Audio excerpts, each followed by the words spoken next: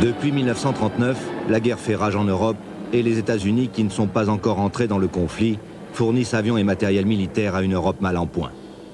Le 7 décembre 1941, l'attaque de Pearl Harbor jette l'Amérique dans la bataille mondiale. Dans l'entreprise que Roy Grumman a fondée il y a 10 ans à Long Island, un bataillon d'ingénieurs, sous la direction de William Schwendler, planche sur les dessins d'un appareil, le Hellcat, qui doit remplacer très rapidement un autre avion de la firme, le Wildcat, qui en découd à grand-peine avec l'ennemi dans le Pacifique. Les desiderata de l'état-major sont clairs. Il faut un chasseur embarqué qui puisse battre sur tous les plans le fameux héros japonais. Le 26 juin 1942, un prototype du F-6F, équipé d'un moteur de 1600 chevaux, sort pour la première fois de l'usine Grumman et reçoit le baptême du soleil sur ses ailes encore repliées.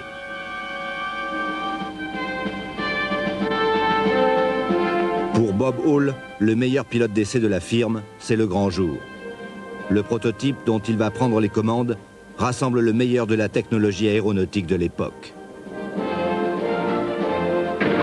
Ingénieurs et techniciens s'affairent autour de l'avion pour les ultimes vérifications avant le feu vert de la tour de contrôle qui donne son autorisation de décoller.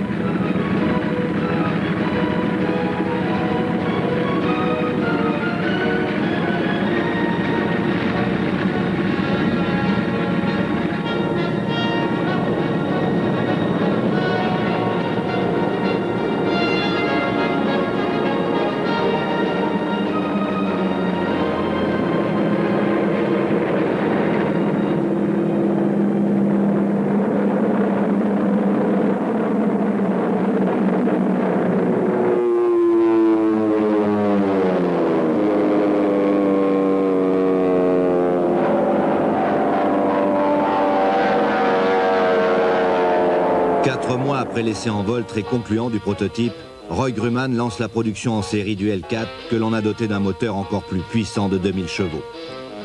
Très vite, les ateliers existants s'avèrent insuffisants pour répondre aux déluges de commandes qui s'abattent sur la société.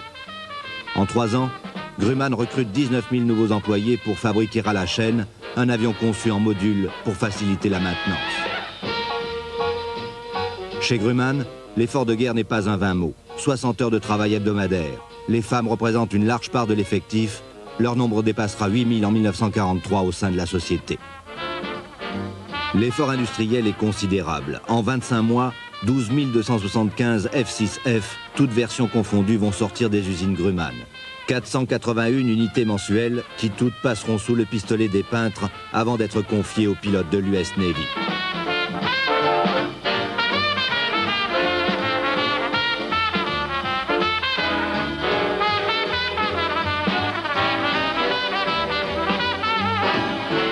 L'industrie américaine, tout orientée vers la guerre, tourne à plein régime et l'armée accélère la formation de ses pilotes.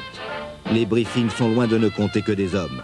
Nombreux sont celles qui contribueront à l'effort de guerre de l'Amérique, comme Teddy Kenyon, pilote d'essai chez Grumman et pour laquelle le Hellcat n'a aucun secret.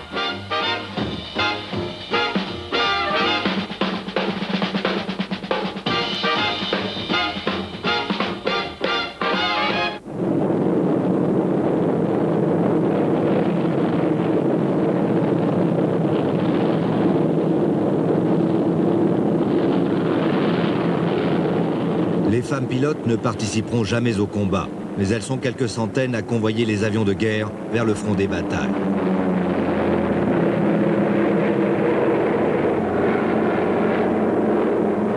Et de véritables essaims de Hellcat n'en finissent pas d'apponter sur les porte-avions qui croisent dans le Pacifique.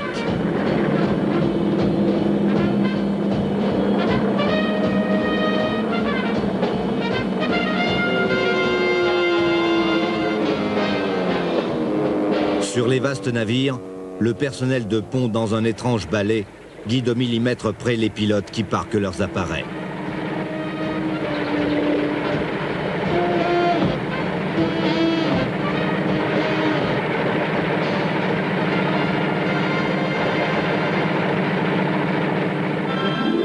Dès 1943, des dizaines de Hellcat, ces chats de l'enfer, encombrent les bâtiments des task force. Pour les pilotes, les briefings succèdent aux briefings. Tous savent que leurs avions, conçus pour s'opposer aux chasseurs rembarqués de la marine impériale japonaise, sont potentiellement supérieurs. Tout au long de ce dramatique conflit mondial, le L4 aux performances remarquables ne trahira jamais son surnom de faiseur d'as.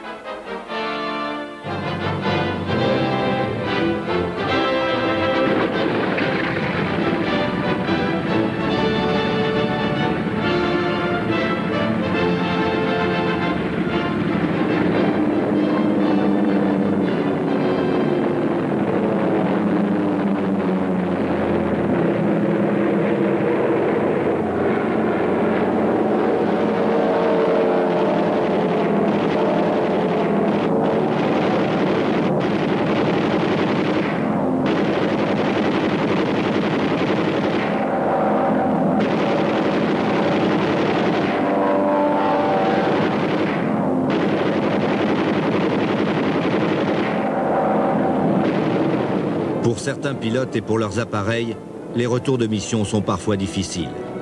Bon nombre de pilotes devront la vie à l'exceptionnelle robustesse du Chat de l'Enfer, le plus formidable avion embarqué de la Seconde Guerre mondiale.